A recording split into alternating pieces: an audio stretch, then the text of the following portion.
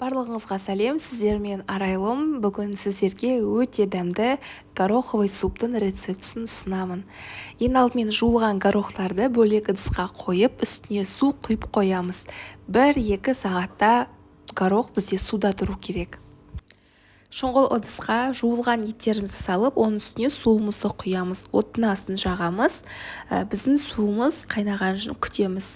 Бетінде көпіршіктері пайда болған кезде көпіршіктерін алып тастаймыз. Енді осы сорпаға қосатын ингредиенттерді дайындаймыз. Ең алдымен пиязды осылай 4 бұрышты формада турап алатын боламыз. Және барлығын жайпақ табада қуырамыз. Жайпақ табаға, яғни сковородкаға біз сұйық майымызды құямыз. Оның үстіне біздің турап алған пияздарымызды салып 1-2 минуттай қуыратын боламыз.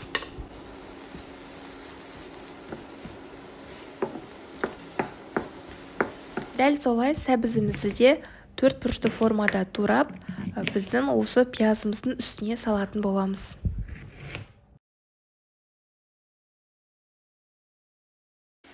Тағы да 1-2 минуттай пиязбен бірге қуыратын боламыз.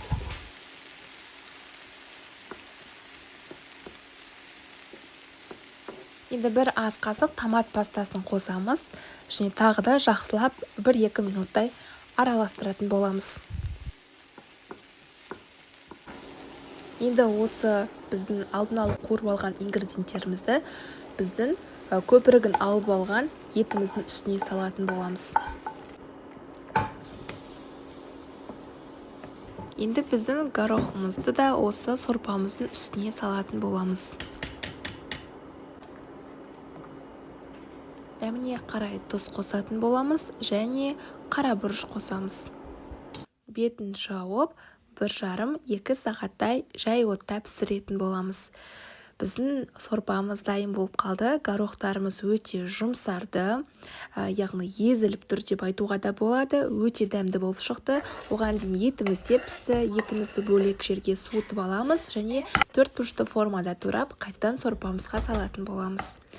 Біздің осымен рецепт аяқталды, достар. Сіздерге рецепт ұнады деген ойдамын. Дәл осы сорпаны қайталап жасап көріңіздер. Ұнаған болса, міндетті түрде комментарий қалдырып, лайк басуды ұмытпаңыздар. Сіздермен болған Арайлым.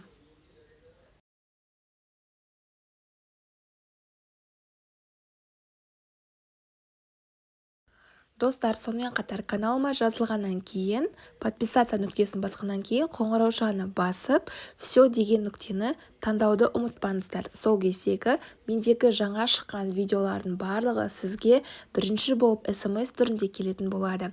Плейлист деген бөлімді бассаңыздар, мендегі бар видеолардың барлығы бөлек-бөлек бөлімдерге бөлінген. Мысалы, салаттардың бөлек, идея для завтрака, идея для ужина деген бар. Яғни кез келген уақытта жасалатын тағамдарды көре